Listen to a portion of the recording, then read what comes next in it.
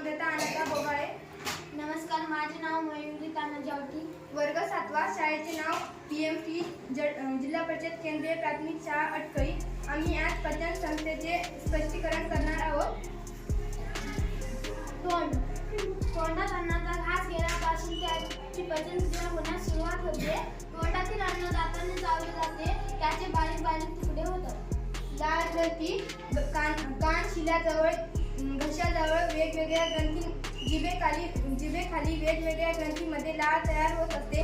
ती नलिकेतून तोंडात येत असते. अन्न चावण्याची क्रिया सुरू असताना त्यात लाळ मिसळली जाते. घसा किंवा ग्रसनी. अन्ननलिकेचे व श्वासनलिकेचे तोंड घशात म्हणजेच ग्रसनीमध्ये उघडते. ग्रासिका ही नळी घशापासून जठरापर्यंत असून ही नळी अन्न पुढे ढकलण्याचे काम करत असते. यकृत ही शरीरातील सर्वात मोठी ग्रंथी आहे. यकृतीला भरपूर रक्त पुरवठा होत असतो. यकृतीचे मुख्य कार्य ग्लुकोजचा साठा करणे. यकृतीच्या खालच्या बाजूस पित्ताशय असतो. यातील यकृताने स्त्रवलेले पित्तरस साठवला जातो. हा पित्तरस लहान अंतरड्यात पोहोचला की तेथील अन्नामध्ये मिसळतो व पचन सुलभ होते. स्निग्ध पदार्थाच्या पचनास पित्तरसामुळे मदत होते. पित्तरसामध्ये क्षार असतात. स्वादुपिंडातून स्वादुरस स्रवतो. त्यात अनेक विक्रे असतात. लहान अंतडे सुमारे 6 मीटर लांब असून येथे प्रामुख्याने अन्नाचे पचन व शोषण होते.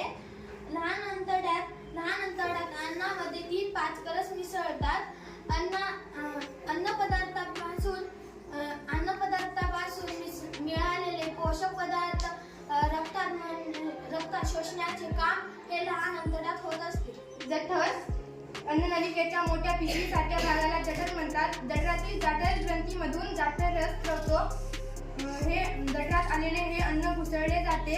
हायड्रोक्लोरिक आम्ल, पेप्सिन, म्युकस हे जाठर रसाचे 3 पाचक रस मिसळून अन्न आम्लधर्मी होते. खाल्लेल्या अन्नात जठरातील पाचक रस मिसळून तयार झालेले पातळ मिश्रण हळूहळू लहान आतड्यात पोहोचले जाते. मोठे आतडे. मोठ्या आतड्याची लांबी सुमारे 1.5 मीटर असते. येथे फक्त पाण्याचे शोषण होते. मोठ्या आतड्याच्या सुरुवातीच्या भागाला अपेंडिक्स हा छोटा भाग जोडलेला असतो. लहान आतड्यात अन्नाचे पचन झाल्यानंतर न पचलेले भाग व पचलेल्या अन्नातील उर्वरित घन भाग मोठ्या आतड्यात येतो व तो पचनक्रियेनंतर गुदद्वारामार्फत शरीराबाहेर टाकला जातो. धन्यवाद.